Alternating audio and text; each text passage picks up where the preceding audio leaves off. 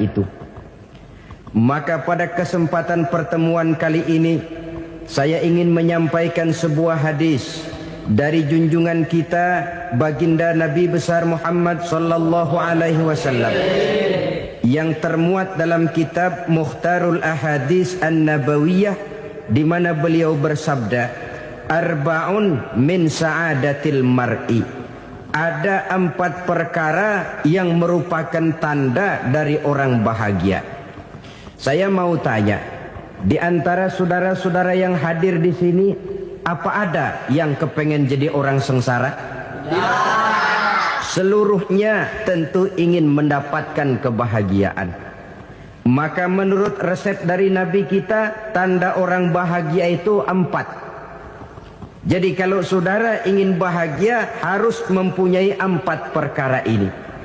Yang pertama, orang bahagia itu kata Nabi, darun wasi'un. Punya rumah biar bagus asal gede. Enak ngaturnya.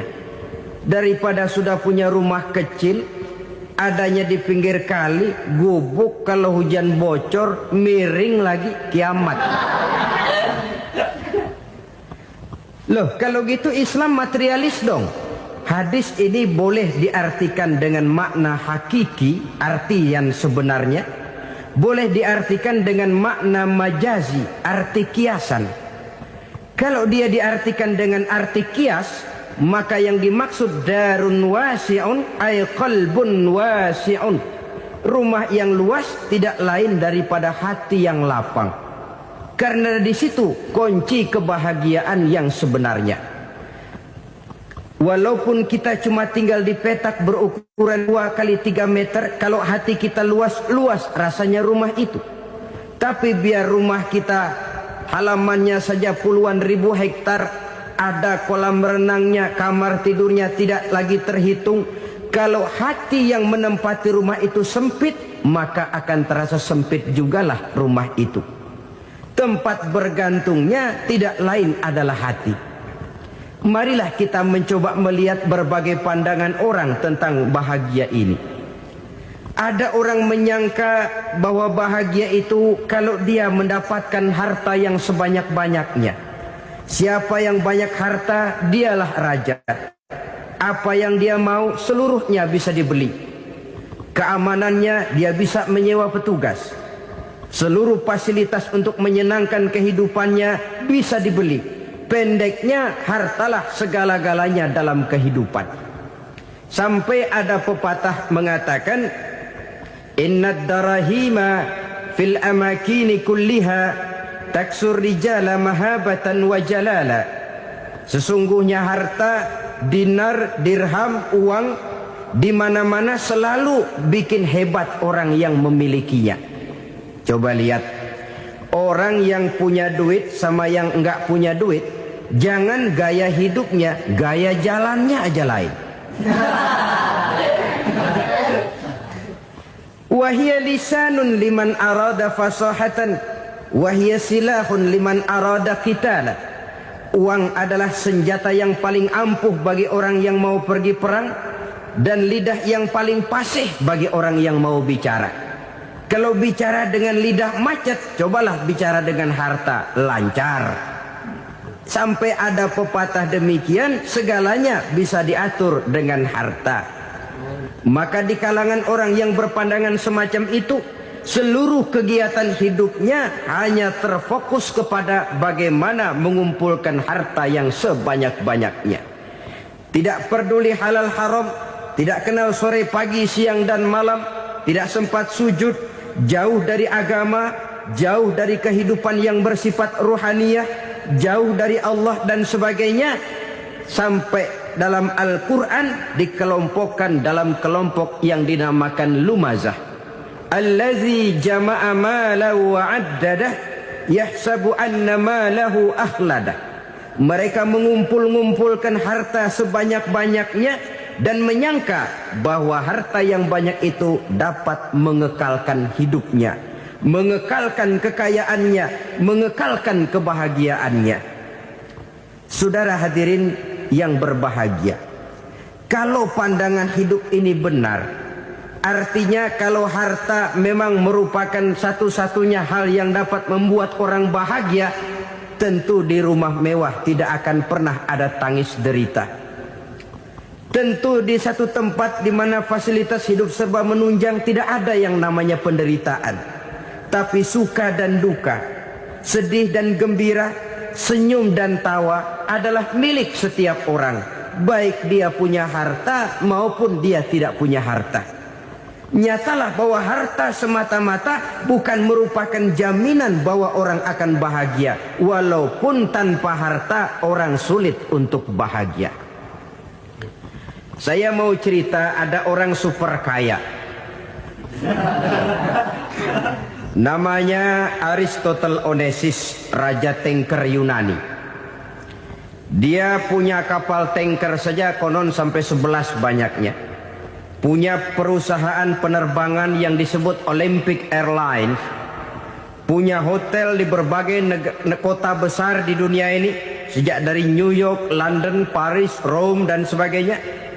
Bahkan punya pulau yang dia namakan Pulau Scorpio. Ini kan namanya sudah kaya nggak tanggung-tanggung, punya pulau. Nah, dia punya 2 orang anak, yang satu laki-laki namanya Alexander, yang satu perempuan namanya Maria Onesimus. Seluruh harapannya tertumpah kepada anak lakinya Alexander ini, yang akan meneruskan usahanya, meneruskan kekayaannya, meneruskan dinastinya. Apa yang terjadi? Ternyata anak yang dia harapkan yang bernama Alexander ini mati muda dalam kecelakaan pada waktu dia olahraga. Apa olahraganya? Namanya olahraga anak orang kaya, golongan jet set. Olahraganya olahraga pesawat terbang. Jatuh. Ya nggak kapungut, habis mati. Tinggal satu anak perempuannya, Maria Onesimus. Tapi anak perempuan ini juga malah urakan. Terakhir dia pacaran, bahkan kemudian kawin sama orang Rusia. Rupanya Aristotle Onesimus ini broken. Kekayaannya yang berlimpah ruah, perusahaannya yang begitu banyak, siapa yang akan meneruskan? Siapa yang akan menggantikan? Sampai kemudian dia mengurung diri di Pulau Scorpio dan mati di sana secara mengenaskan. Seorang multi-jutawan, seorang yang super kaya, mati menyendiri di pulau sepi. Ibarat kata pepatah, anak ayam mati di lumbung. Bukan kekurangan makanan, keurugan makanan. Begitu kehidupan Aristotle Onesimus. Dan banyak orang-orang yang sudah demikian kaya sampai dibingungkan oleh kekayaannya sendiri. Telusurilah kehidupan David Rockefeller misalnya, Henry Ford misalnya, Adnan Khashoggi misalnya. Multi jutawan yang kadang-kadang dibuat keder oleh kekayaannya sendiri. Pantas ketika Imam Ali ditawarkan orang, "Ya Ali, kalau kepadamu disuruh pilih ilmu atau harta, kau pilih mana?" Ya jelas pilih ilmu dong. Kenapa? Pertama, ilmu kalau kita berikan kepada orang lain tambah. Tapi harta kalau kita berikan kepada orang lain kurang. Saudara punya uang 10.000, dibagi orang 5.000, jelas uang saudara berkurang. Tapi saudara punya ilmu diberikan kepada orang lain bisa, saudara pun makin mantap. Tidak lantas jadi bodoh karena ngajarin orang. Saudara bisa Fatihah lalu mengajarkan orang Fatihah. Orang bisa, saudara pun makin hafal. Tidak lantas setelah diajarin orang ilmunya hilang. Begitu datang dia minta orang, "Tolong ajarin saya Fatihah." Udah habis, nggak ada.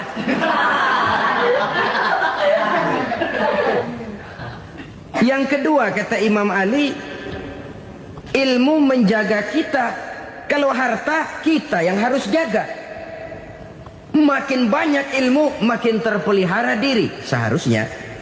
Tetapi makin banyak harta makin bingung kita jaganya. Sampai kadang-kadang kalau perlu seluruh keliling rumah dipasangi alarm. Belum cukup disewakan anjing besar-besar, pasang di depan pintu, awas anjing galak. Masih belum cukup juga cari centeng tukang-tukang kepruk jaga rumah. Masih terasa belum aman, padahal rumahnya dikelilingi tembok besar. Di balik tembok ada pintu-pintunya tebal. Di balik pintu itu terbuka masuk kamar, kamar pun ada pintunya, pintunya pun kuat. Masuk ke dalam kamar ada lemari, lemarinya pun pintunya kuat, dikunci, kuncinya pun kuat. Tapi terhadap seluruhnya yang timbul cuma sekedar was-was saja. Kesimpulannya sekali lagi, tanpa harta orang memang sulit untuk bahagia. Tapi harta semata-mata tidak merupakan jaminan orang akan bahagia. Dengan hati yang luas, itu modal utama untuk mencapai kebahagiaan hidup. Orang yang hatinya luas, saudara-saudara, punya hati yang lapang, melihat kenyataan hidup ini, dia bersyukur senantiasa kepada Allah. Lantas tidak timbul hasud dan iri hatinya. Oleh karena itu, jiwanya selalu lapang. Kalau tidak, cupik hati namanya. Dangkal pandangan, tidak senang melihat orang lain dapat nikmat, dan itu sering dijadikan contoh. Kalau orang yang lapang dada, dia lihat tetangganya beli TV baru, dia berkata, alhamdulillah ya, tetangga kita beli TV, mudah-mudahan kita bisa ikut nonton. Lapang dadanya. Tapi orang yang sempit hati, lihat tetangga beli televisi, meriang. Enggak diapa-apain, meriang. Besoknya dengar tetangga beli motor, makin sakit, ke rumah sakit. Lalu di rumah sakit dengar tetangganya beli mobil, mati. Disiksa oleh perasaannya sendiri. Orang kalau hati sudah sempit dalam hidup, kemanapun dia pergi, sempit rasanya medan kehidupannya. Kemudian kita melihat juga ada orang yang menilai bahwa bahagia itu katanya kalau punya kedudukan yang tinggi, pangkat yang agung, wibawa yang besar. Mungkin betul, tapi mungkin juga tidak. Bergantung kepada hati orang yang punya pangkat itu. Sama dengan harta tadi. Harta akan membawa bahagia kalau dia jatuh ke tangan orang yang berhati lapang. Tapi harta akan jadi bencana kalau jatuh ke tangan hati orang yang sempit. Pangkat akan membawa bahaya kalau jatuh di tangan hati orang yang sempit. Lebih dari itu, kenyataan mengajarkan kepada kita bahwa ternyata pangkat dan jabatan tidak selamanya memberikan kebahagiaan dalam kehidupan. Bahkan resikonya kelewat besar. Beberapa bukti kita bisa ambil dari para pemimpin dunia yang menjadi korban lantaran pangkat dan jabatan yang disandangnya. Saudara ingat Presiden Abraham Lincoln dan John Kennedy dari Amerika? Dibunuh orang. Park Chung-hee dari Korea Selatan, Ziaur Rahman dari Bangladesh, Anwar Sadat dari Mesir, terakhir Indira Gandhi dari India, menjadi korban dari pangkat dan jabatan yang disandangnya dari orang-orang yang tidak senang dia memegang jabatan itu. Dia akan mudah mengundang bencana. Sehingga pantas kalau seorang presiden terkemuka Amerika, Harry Truman namanya, dia mengatakan jabatan presiden itu, kata dia, seperti orang nunggang macan. Naik macan harus kita taiki, kalau enggak dia bakal nerekam kita, ngeri katanya. Adapun orang yang hatinya lapang, kalau dia menerima pangkat dan jabatan, dianggapnya itu satu kesempatan untuk berbuat baik. Tapi orang yang berhati sempit, menerima pangkat dan jabatan, bukan kadang-kadang menerima, malah berusaha setengah mati mencapai dengan segala cara. Kalau perlu jilat atas, jilat atas. Jadi golongan sumuhun dawu. Jadi kelompok kulon nuwun. Yes sir. Yang kerjanya cuma oke bos. Kalau perlu jilat atas, jilat atas. Kalau perlu injak yang bawah, injak yang bawah. Perlu sikut kiri kanan, sikut kiri kanan. Yang penting pangkat dapat, jabatan dapat. Orang yang semacam ini, kalau sudah mempunyai pangkat dan jabatan, biasanya dia tidak menganggap itu sebagai amanah, tidak menganggap sebagai kesempatan berbuat baik, tapi malah kesempatan untuk memperturutkan hawa nafsunya yang dilatar belakangi oleh kesempitan hatinya tadi. Apalagi kalau orang memperoleh pangkat karena banyak mengeluarkan uang. Seakan-akan pangkat dan jabatan itu sekarang macam proyek, pakai tender. Siapa yang berani bayar segini, naik. Nggak berani, minggir. Padahal logikanya, kalau orang mencapai satu jabatan karena banyak mengeluarkan uang, hampir bisa dipastikan bahwa setelah jabatan itu dia pegang, langkah pertama yang akan dilakukannya ialah berusaha bagaimana uang yang dia keluarkan supaya kembali. Ya paling kurang pulang modal dulu dong. Soal mikirin rakyat soal nanti, tapi ini modal harus pulang. Itu celakanya kalau orang memperoleh pangkat dan jabatan cuma karena banyak mengeluarkan uang. Jarang orang yang mempunyai keyakinan dan pandangan bahwa pangkat dan jabatan merupakan amanah. Jadi sekali lagi, pangkat dan jabatan mungkin saja membawa kebahagiaan kalau jatuh ke tangan orang yang berhati lapang. Tapi bisa jadi bencana kalau dia jatuh ke tangan orang yang mempunyai hati yang sempit. Dan lagi-lagi stresnya hati yang lapang. Lalu sebagian orang, saudara, ada yang berpandangan katanya bahagia itu kalau jadi orang terkenal, mempunyai popularitas, menjadi idola di kalangan remaja, di kalangan orang tua, di segala lapisan masyarakat. Padahal makin populer orang makin terikat dia.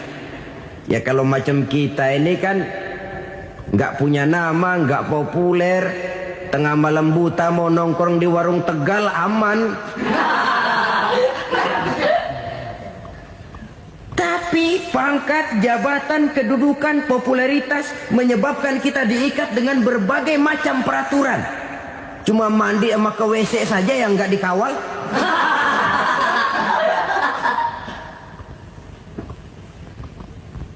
Benarkah popularitas, ketenaran membawa kebahagiaan? Mungkin. Ya, tapi mungkin juga tidak. Kenapa? Banyak orang-orang populer yang mengakhiri hidupnya secara tragis. Kita ambil beberapa nama. Di Amerika tahun 60-an ada bintang seksi paling terkenal yang dijuluki seks bom. Bom seksi. Sampai sekarang jadi legenda, namanya Marilyn Monroe. Singkatan doublenya itu inisialnya MM, Marilyn Monroe. Terkenal, top, sampai dia mati tahun 62. Namanya sekarang masih saja dibicarakan orang.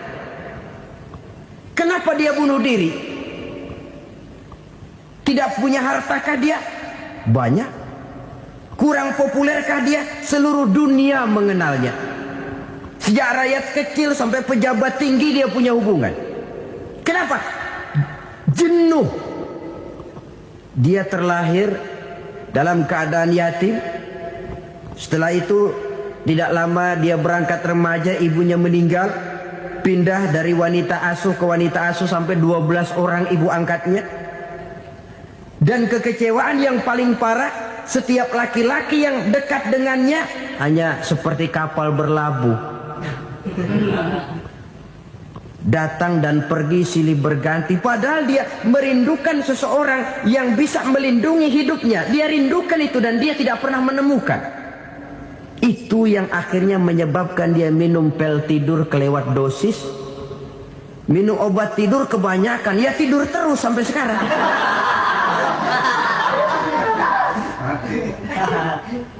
Dia mengakui, saya telah memiliki ketenaran, tapi saya tidak pernah hidup dalam ketenaran itu.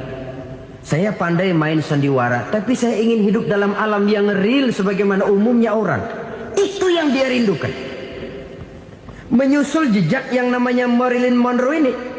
Billie Holiday, saudara kenal tentu, di rumah sakit dirawat. Dia juga minum obat overdosis, mati lagi. Jimi Hendrix minum obat tidur overdosis kelewat batas, mati lagi. Lalu yang menghanyutkan diri di danau, Janis Joplin dan Brian Jones. Ini orang-orang populer, orang-orang terkemuka yang mengakhiri hidup secara tragis, bukan karena tidak terkenal, mungkin karena sudah saking terkenalnya. Contoh paling belakangan, Bruce Lee. Wah, ini tukang-tukang keprok tentu kenal siapa dia. Sampai sekarang pun tabir kematiannya masih merupakan misteri. Dan yang masih hidup juga menunjukkan gejala yang aneh. Michael Jackson, rumahnya di Beverly Hills itu dijaga sedemikian rupa, dan dia selalu curiga kepada setiap makanan harus steril, bersih dari segala macam kimia.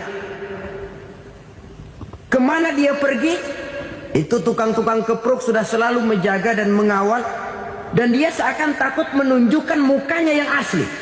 Hingga kalau tampil ke tengah di luar show, dia kadang memakai pakaian yang tidak menunjukkan dia yang sebenarnya. Takut dikenali orang. Ternyata popularitas sering jadi momok yang meracuni kehidupan manusia. Oleh karena itu, benarlah junjungan kita pada saat beliau mengajarkan orang akan bahagia kalau dia mempunyai hati yang lapang. Nah, sekarang masalahnya untuk mendapatkan hati yang lapang, caranya bagaimana? Kita kembali kepada konsep Quran. Allah mengajarkan, ala inna bidzikrillahi tatmainnul qulub. Ketahuilah bahwa dengan banyak mengingat Allah, hati akan tenang, jiwa akan lapang. Dengan kata lain, dekat dengan agama, merasakan kehadiran Allah dekat dalam hidup. Itu muara pertama untuk mencapai hati yang lapang. Ala inna bizikrillahi tatmainnul qulub. Jangan macam orang sekarang ingin mendapatkan ketenangan lalu tapak di puncak gunung, di gua-gua, di tempat sepi. Iyalah kalau nggak ada ular. Kalau tergigit ular berbisa, ketenangan belum, mati jelas itu. Islam positif untuk mendapatkan ketenangan. Ala inna bizikrillahi tatmainnul qulubi. Bahwa ketahuilah bahwa dengan banyak mengingat Allah, hati akan tenang, jiwa akan lapang, nuansa pikiran akan luas. Karena yang namanya bahagia ada dimanapun manusia berada. Di kampung ada bahagia, di kota ada bahagia. Di ngarai, di lembah, di gunung, di hutan, di lautan, di angkasa luar, dimanapun bahagia itu ada kalau kita bermodalkan hati yang lapang ini. Dan hati akan lapang kalau kita dekat dengan agama. Dekat dengan harta buat sementara hati mungkin tenang, tapi ketenangan yang relatif dan temporer. Apalagi orang tiap kali tambah harta, tiap kali tambah rencana. Itu wajar. Mungkin sebelumnya saudara berpikir, kalau punya duit 5.000 enak nih. Begitu punya duit 5.000, aduh sayang kalau 10.000 aja. Tiap kali tambah harta, tiap kali lain rencana. Makin banyak rencana, makin menjauhkan kita dari yang namanya ketenangan. Padahal ketenangan merupakan unsur utama untuk mencapai bahagia. Dan ketenangan itu bermuara dalam hati manusia. Tengoklah kehidupan ini.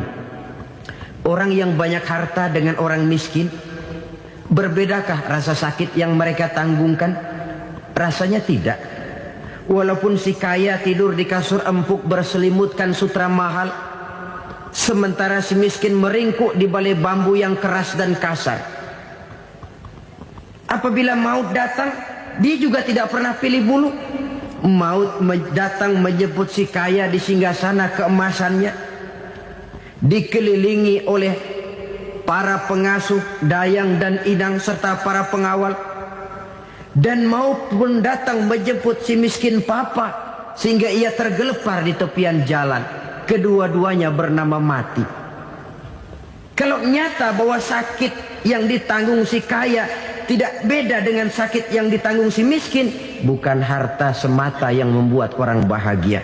Hati yang tenang, jiwa yang lapang penuh kedamaian karena banyak berzikir dan mengingat Allah, itu merupakan modal utama untuk mencapai sesuatu yang bernama bahagia.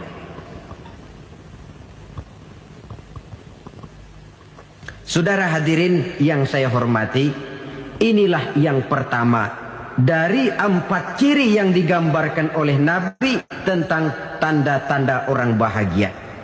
Dan harus berangkat dari yang pertama ini, hati yang lapang. Ini yang harus kita miliki lebih dahulu. Baru nanti akan menyusul kepada poin yang ketiga, kedua, dan selanjutnya.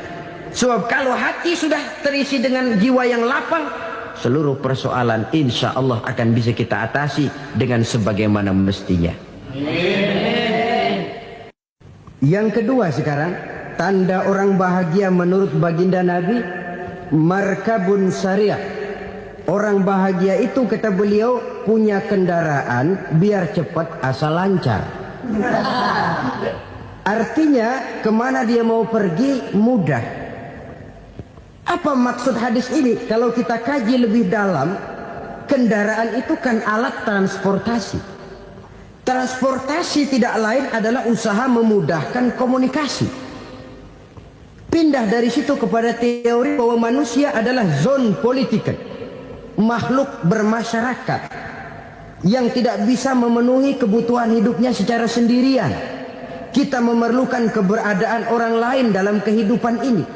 Untuk memakai baju saja kita sudah perlukan petani yang tanam kapas, pabrik yang memintal kapas jadi benang, pabrik yang menenun benang jadi kain, sampai kepada mesin jahit, sampai kepada tukang jahit. Itu cuma untuk memakai pakaian saja. Tidak seorang pun di antara kita yang sanggup memenuhi kebutuhan hidupnya secara sendiri. Kita perlu orang lain. Maka kebebasan dalam arti mutlak, kebebasan tanpa batas, itu tidak mungkin ada dalam kehidupan. Karena kita mengadakan yang disebut interaksi sosial. Setiap kegiatan kita tentu melibatkan orang lain. Menurut kita barangkali kita bebas jalan di jalan raya semaunya, tapi orang lain berkendaraan pun merasa bahwa ini ada juga jalan haknya. Dan begitu selanjutnya. Oleh karena itu, maksud dari kendaraan yang cepat ini adalah khulata'uhu ma'as solihin. Lingkungan pergaulannya terdiri dari orang-orang soleh. Pergaulannya luas. Kemana dia pergi ada temannya. Kesulitannya ada tempat dia cerita. Dan kesulitan kalau sudah diceritakan kepada orang lain, taruh kata orang itu tidak bisa menolong, namun menceritakannya kepada orang yang kita percayai, kan paling kurang sudah mengurangi beban jiwa, mengurangi tanggungan batin, merasa masih ada tempat kita cerita. Maka lebih baik orang awam yang mau bergaul ketimbang orang setengah alim tapi ngunci pintu. Sebab nantinya akan timbul sikap picik, cupik pandangan, dan tidak luas menghadapi kenyataan dalam kehidupan ini. Namun yang harus kita garis bawahi, pergaulan memang mesti luas. Namun jangan sekali-kali lupa bahwa pergaulan sangat besar pengaruhnya dalam ikut membentuk kepribadian manusia. Sehari-hari bisa kita bilang, kalau kita dekat sama tukang minyak wangi, sekalipun nggak dibagi minyaknya, baunya tentu dapat. Betul? Tapi dekat sama tukang elas, walaupun nggak kena apinya, asapnya mesti kena. Kalau Syauqi mengatakan lebih jelas lagi, man asyaral asrafa asya musyarrafan wa muasyiral anzali ghairu musyarrafin. Awalam taral jildal hakira muqabbalan bisagri lamma sara jildal mushaf. Siapa yang bergaul dengan orang mulia, dia bakal ikut menjadi mulia. Tapi siapa yang berteman dengan orang hina, dia tidak bakal ikut menjadi mulia. Tidakkah kau lihat, kata Syauqi, kulit kambing yang hina pun dicium orang ketika menjadi kantong Quran. Kulit kambing hina, kalau dia sendirian gak ada yang mau cium. Tapi begitu dia bergaul dengan Quran, menjadi kantong Quran, dipakein minyak wangi, ditaruh di tempat yang tinggi, mau diambil dicium dulu, dibawa dengan penuh hormat dan hati-hati. Kulit kambing yang hina lantaran berteman dengan Quran, numpang mujur. Tapi coba lihat kalau kulit kambing berteman dengan kayu, jadi beduk, habis. Zohor dikemplang, asar dipukul. Itu pun sedikit saja, cuma salah milih teman. Yang temannya Quran dihormati orang, yang temannya kayu lantaran jadi beduk, gelap-gelap subuh orang udah kemplangin.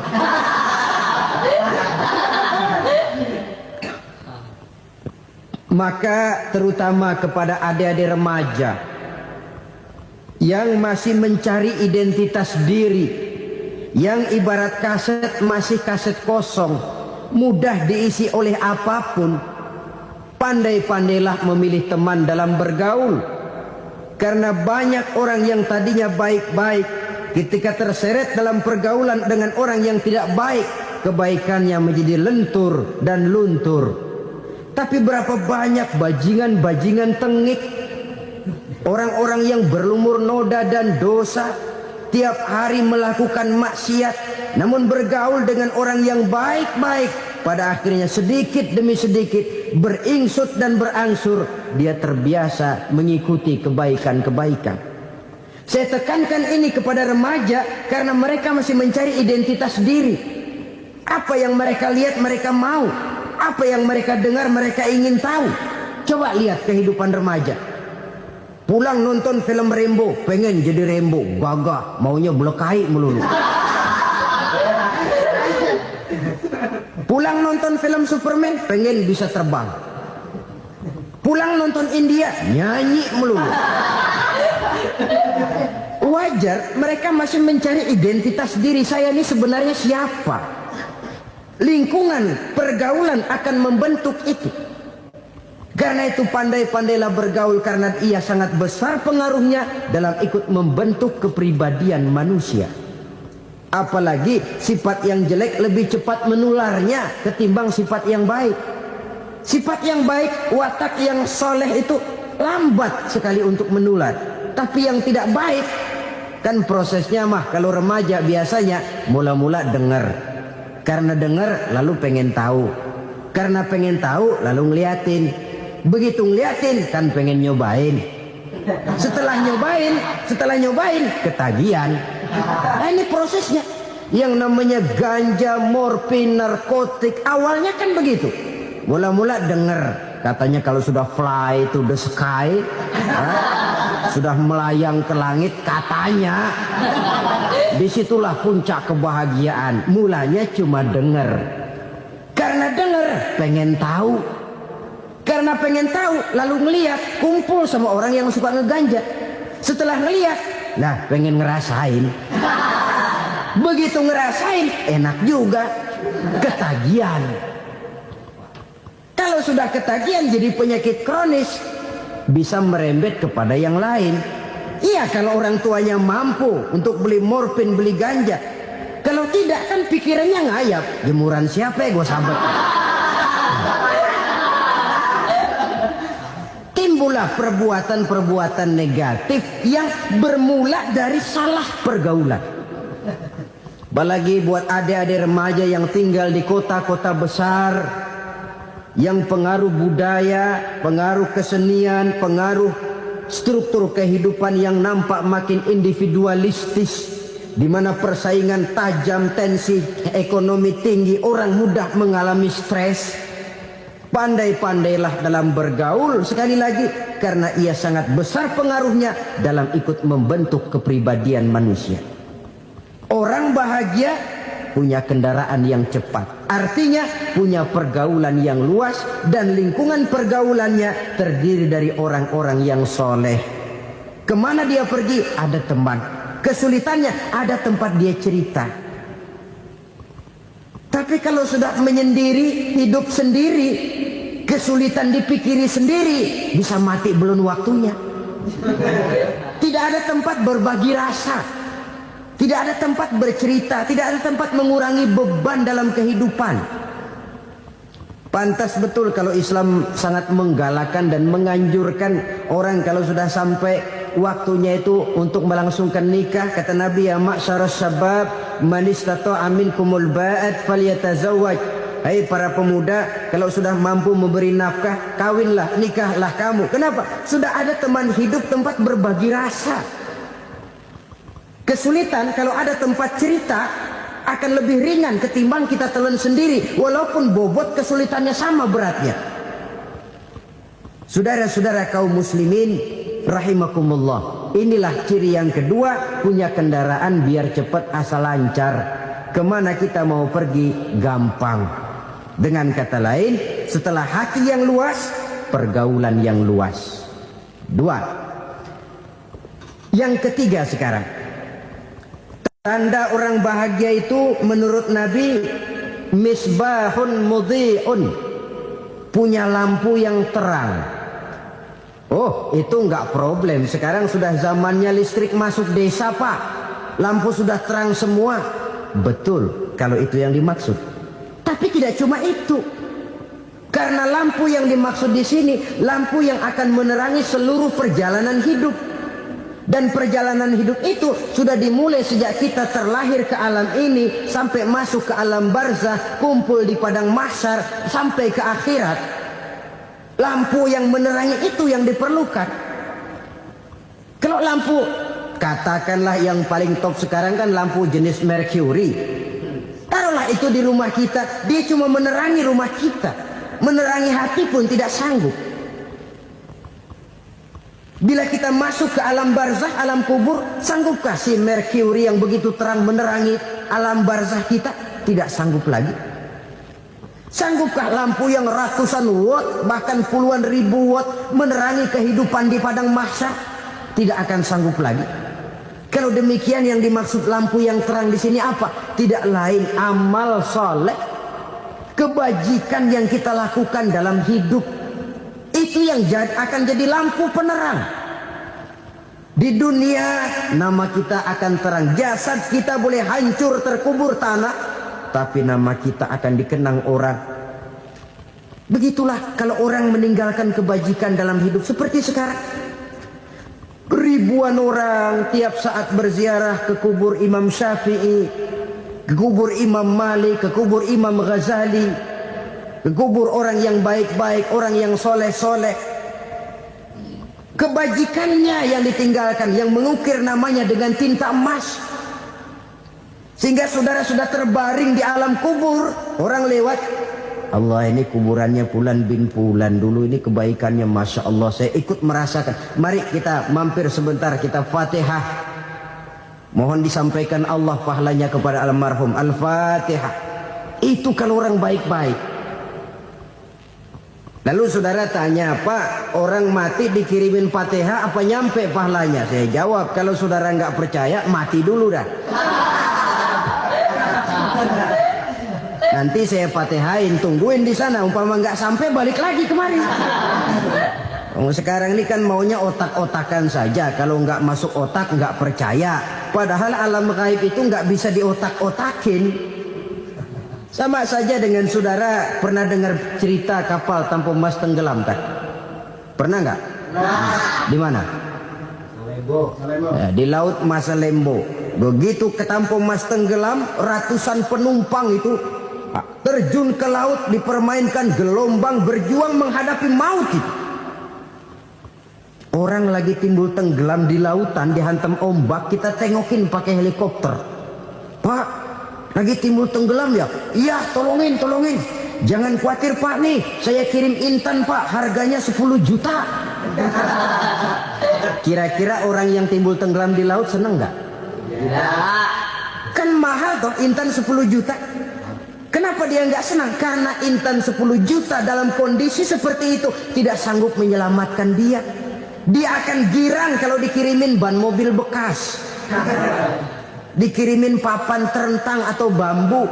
Intan yang 10 juta dia nggak girang. Ban mobil bekas yang 1000 perak, tuh pegang, itu yang dia girang betul. Inilah sebabnya Nabi berkata, mal mayyitu fi qabrihi illa kal ghariqil mutaghawwis. Orang yang meninggal di alam kuburnya seperti orang timbul tenggelam di lautan. Yantaziru da'watan min ahli, menunggu doa dari keluarganya yang masih hidup. Duh, bapak saya sudah meninggal, saya sayang benar sama dia. Kirimin kulkas ke kuburannya Itu sama saja dengan tadi orang tenggelam di lautan dikirimi intan yang harganya 10 juta, ndak sampai. Begitulah kalau kebajikan yang kita tinggalkan dalam hidup, sudah mati pun kubur kita masih diziarahi orang. Tapi kalau jahat yang kita tinggalkan, boro-boro lah orang mau doa lewat dekat kuburan kita juga serem. Tuh bajingan no, dulu mati dipendem di situ tuh. Jangan lewat situ, ntar kesurupan, jangan. Lewat saja orang ngeri. Konon lagi membacakan Fatihah dan mengirimkan doa. Hidup pada hakikatnya adalah kesempatan untuk berbuat baik. Maka sekali kesempatan itu diberikan, manfaatkan dengan sebaiknya. Sebab kesempatan kedua tidak akan pernah ada. Kesempatan berbuat baik di sini, di akhirat sudah pembalasan namanya. Sekali kesempatan itu dicabut, dia tidak akan pernah dikembalikan lagi. Kata Iqbal, hidup tidak mundur ke belakang, Bung.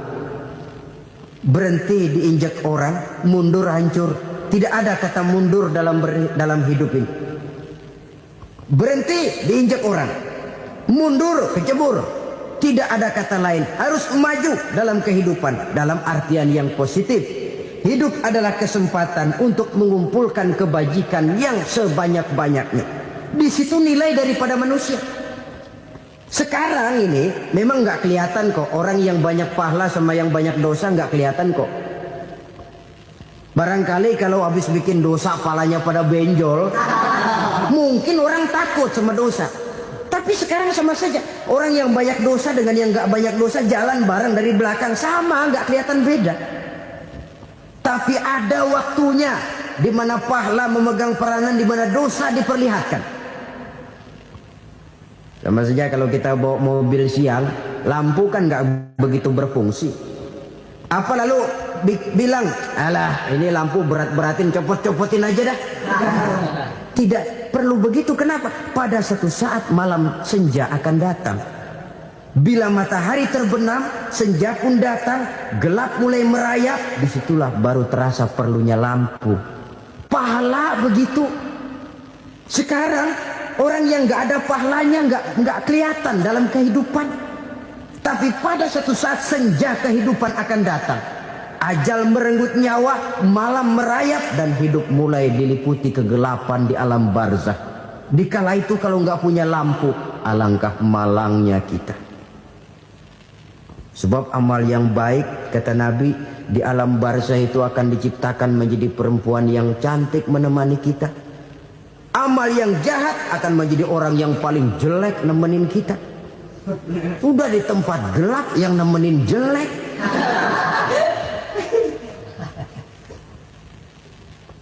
Kaum muslimin rahimakumullah. Kalau demikian masalahnya, tergantunglah kita pandai memanfaatkan waktu. Al-waktu kasayf. Waktu itu cepat sekali. Yang namanya waktu itu tahu-tahu. Tahu-tahu udah tahun 87. Tahu-tahu udah begitu. Tahu-tahu yang kemarin anak-anak sekarang udah pada punya anak. Tahu-tahu saja itu. Begitu cepat waktu berlalu. Kalau tidaklah pandai kita memanfaatkannya, akan rugi kita. Nabi bersabda, "Man kana yaumuhu khairun min amsihi fahuwa rabih." Barang siapa yang hari ini lebih baik daripada hari kemarin, itu orang untung. Hari ini lebih baik daripada kemarin. Bulan ini lebih baik dari bulan kemarin. Tahun ini lebih baik dari tahun kemarin. Itu orang yang beruntung.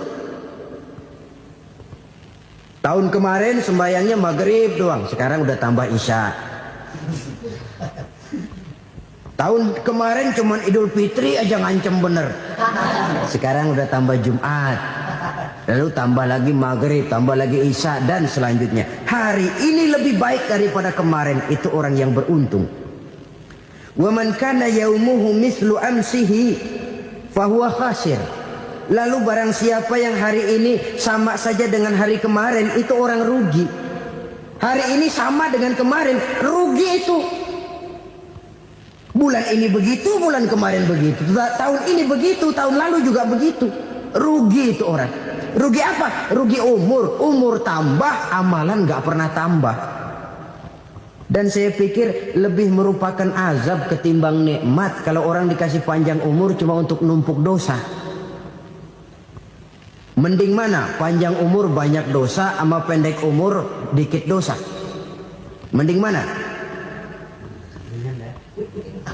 Mending mana? Ya, paling mending tentu panjang umur banyak pahala. Tapi kalau tidak, sekali lagi, lebih merupakan azab ketimbang nikmat kalau orang diberikan panjang umur tapi cuma untuk sekedar menumpuk dosa. Kehilangan kesadaran bahwa dunia bukan terminal akhir dari satu perjalanan.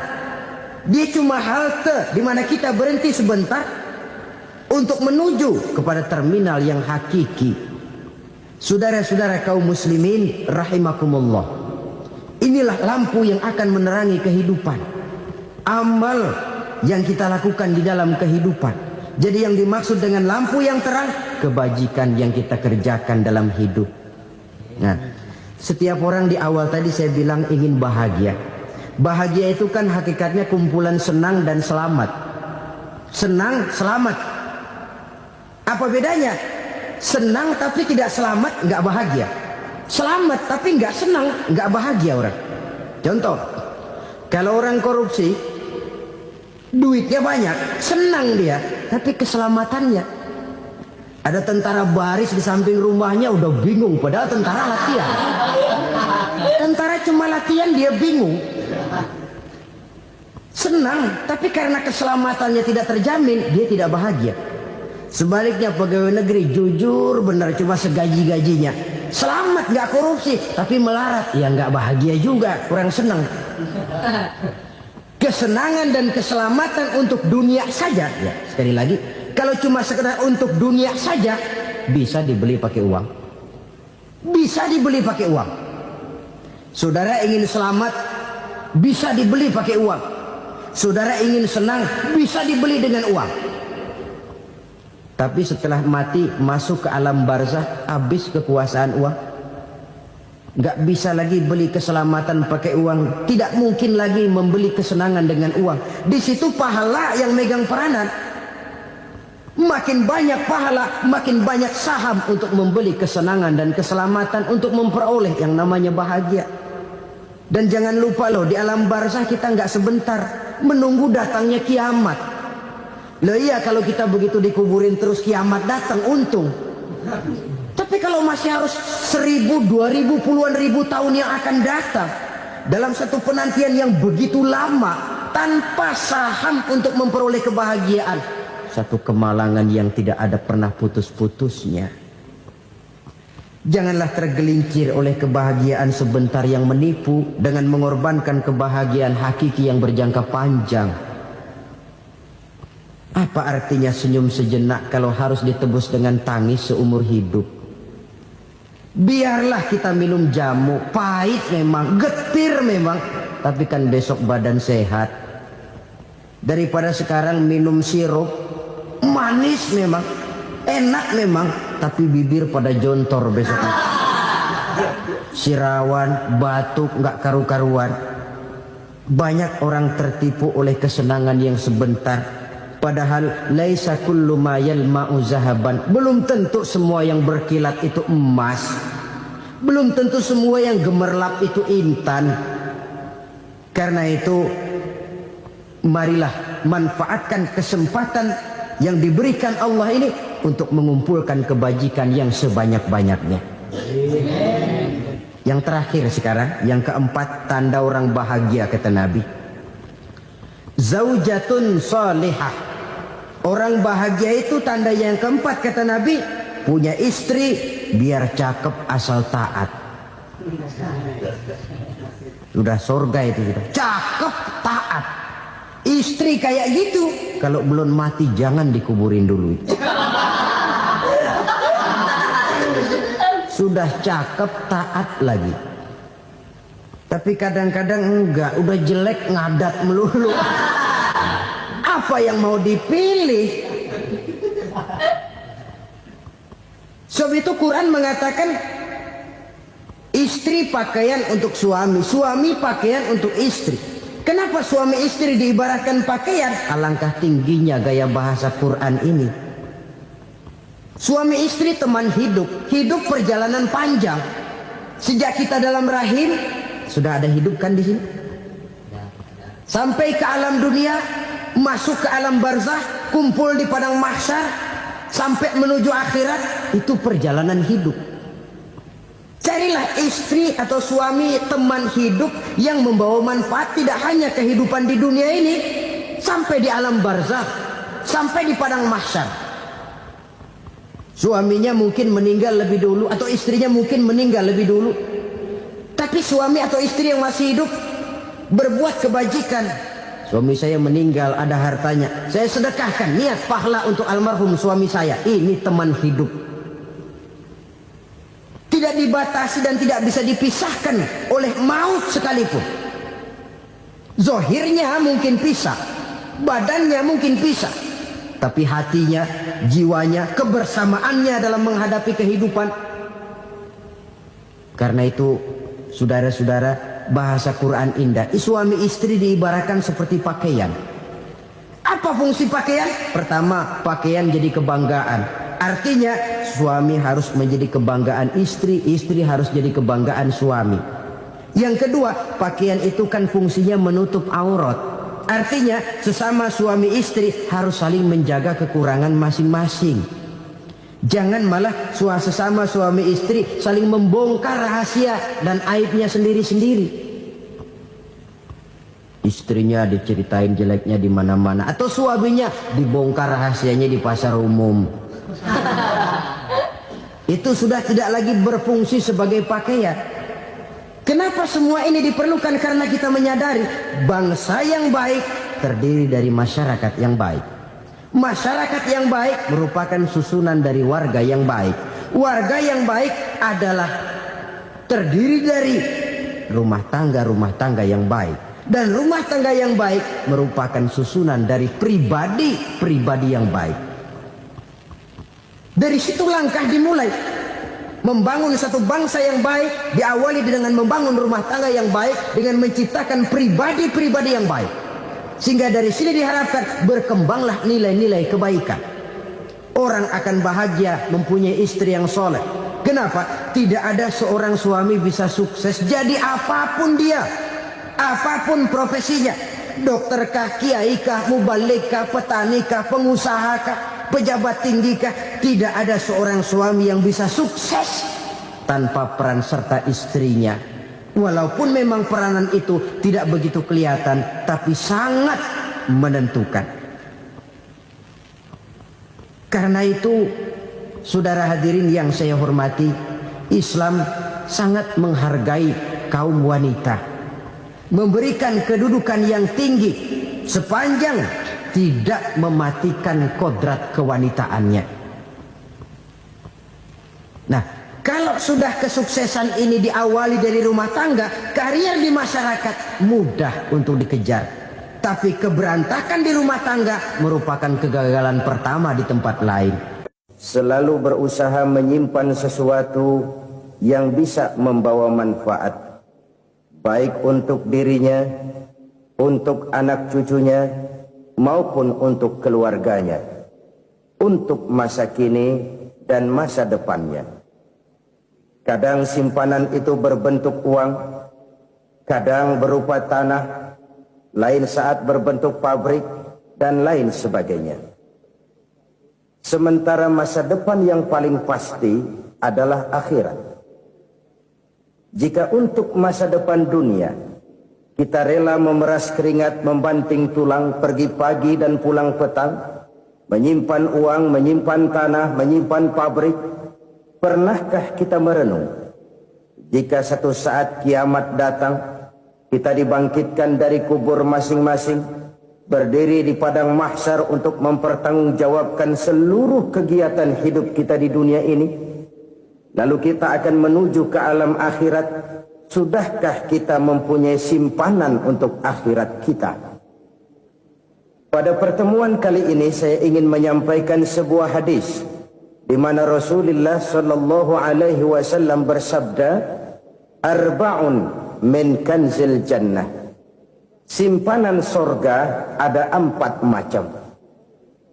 Yang pertama, ikhfa'us shadaqah, menyembunyikan sedekah. Saudara-saudara kaum muslimin, sebagaimana yang kita maklum bahwa Allah Subhanahu wa taala melebihkan sebagian rezeki dari kita terhadap yang lain. Ada yang kaya, ada yang setengah kaya, ada yang miskin, ada yang setengah miskin, dan selanjutnya. Ada yang gajinya kecil tapi penghasilannya gede. Ada yang penghasilannya gede tapi nggak punya gaji. Ada juga yang memang gajinya gede dan penghasilannya gede. Kelebihan rezeki merupakan sunnatullah dan tidak harus membuat kita merasa lebih dari yang lain. Bahkan sebaliknya, kelebihan itu harus membuat kita ringan tangan untuk menolong mereka yang memang memerlukan pertolongan. Kalau saudara diberikan ilmu, maka pertanyaan akhirat cuma satu: ilmumu kau amalkan untuk apa? Kalau saudara diberikan umur yang panjang, pengadilan akhirat juga bertanya satu: umurmu kau habiskan di mana? Tapi kalau saudara diberikan harta, pengadilan akhirat akan bertanya 2: hartamu kau dapat dari mana? Kau belanjakan kemana? Dari mananya ditanya dan kemananya juga ditanya. Oleh karena kita akan dimintakan pertanggungan jawab, maka amanah yang bernama harta ini harus kita gunakan dengan sebaik-baiknya. Ada penggunaan yang merupakan kewajiban, itu zakat namanya. Ada penggunaan yang sewaktu-waktu, itu infak namanya. Ada yang lebih sewaktu-waktu lagi, dan itu sedekah namanya. Zakat dia terikat oleh haul dan nisab, oleh putaran batas waktu dan ukuran dari harta itu sendiri. Sedangkan infak terikat oleh situasi dan kondisi perekonomian seseorang. Sedangkan sedekah tidak terikat dengan apapun. Dalam kondisi seperti apapun kita bisa melakukan sedekah dengan yang terkecil sekalipun. Sampai-sampai Rasulullah sallallahu alaihi wasallam mengajarkan, la tahqiranna minal ma'rufi syai'an walau an talqa akhaka biwajhin talik. Atau ada hadis, tabassumuka fi wajhi akhika laka shadaqah. Senyumanmu kepada temanmu adalah sedekah. Jadi untuk melakukan sedekah tidak harus dalam berbentuk uang. Dengan ilmu kita bisa sedekah, dengan tenaga kita bisa bersedekah, dengan pikiran kita bisa bersedekah, bahkan senyum kepada teman itu pun sedekah. Jadi kalau sedekah dengan uang memang belum punya uang, nyengir aja banyakin. Itu asal pada tempatnya, jangan lalu ketemu tiang listrik cengengesan. Tentu tidak pada tempatnya dan tidak wajar. Nah, sedekah yang paling dicintai Allah adalah sedekah yang disembunyikan. Artinya jauh dari sifat riya. Kan kadang-kadang ada orang sedekah itu disebutkan namanya. Apa tidak bagus? Kalau memang niatnya ikhlas, ya bagus-bagus saja. Untuk memberikan sugesti kepada yang lain. Si Fulan bin Fulan nyumbang sekian, diumumkan. Boleh kalau niatnya untuk memberikan rangsangan kepada yang lain supaya dia menyumbang lebih besar dari orang tadi. Tapi kalau itu mendatangkan riya, maka sedekah yang paling dicintai Allah adalah sedekah yang disembunyikan. Tangan kiri saja tidak tahu apa yang diberikan oleh tangan kanan. Sedekah yang dilakukan dengan ikhlas akan merupakan perbendaharaan surga, tersembunyi dari pandangan orang lain. Tidak seorang pun tahu. Karena memang sikap yang baik adalah melupakan kebaikan dan mengingat kesalahan. Itu salah satu ciri orang bahagia. Orang yang selalu mengingat kesalahannya dan berusaha melupakan segala kebaikannya. Kalau dia akan berada kebaikan, dia tidak bisa ikut, dia merasa rugi karena dia merasa belum pernah berbuat baik. Tapi kalau akan melakukan kesalahan baru, dia ingat kesalahan yang sudah-sudah, sehingga terhalang baginya untuk melakukan satu kesalahan baru. Demikianlah saudara-saudara, bahwa Allah melebihkan rizki sebagian kita dari yang lain, agar terjadi tolong-menolong dalam kehidupan ini. Jadi kesenjangan yang nature, kesenjangan yang alami, itu sunnatullah. Ada yang kaya, ada yang miskin, ada yang kelas menengah. Nah, kenapa lalu sekarang kita berusaha mengentaskan kemiskinan? Oleh karena adanya kesenjangan struktural. Kalau yang kaya bisa semakin kaya, kenapa yang miskin tidak bisa naik jadi ikut sedikit kaya? Sebab pada dasarnya Islam adalah agama yang sejak turunnya sudah berupaya memerangi kemiskinan. Bahkan dikatakan kemiskinan itu mendekatkan kepada kekufuran. Orang kalau miskin udah dekat banget sama kafir. Gampang menjadi kafir. Berapa banyak saudara-saudara kita yang oleh karena soal perut, oleh karena soal materi, terpaksa meninggalkan dan menanggalkan akidahnya. Menjual petunjuk yang diberikan Allah dengan hak kesenangan dunia yang cuma sebentar ini. Na'udzubillah, thumma na'udzubillah. Jadi makin kita sembunyikan satu sedekah, semakin banyak perbendaharaan kita di surga. Sedekah yang paling dicintai Allah adalah sedekah yang disembunyikan. Malahan ada seorang sufi, dia punya kebiasaan kalau pergi sholat Jumat, dia bawa uang. Itu uang dia taruh di bawah tikar masjid. Dia niat sedekah kepada siapa saja yang nemuin itu duit.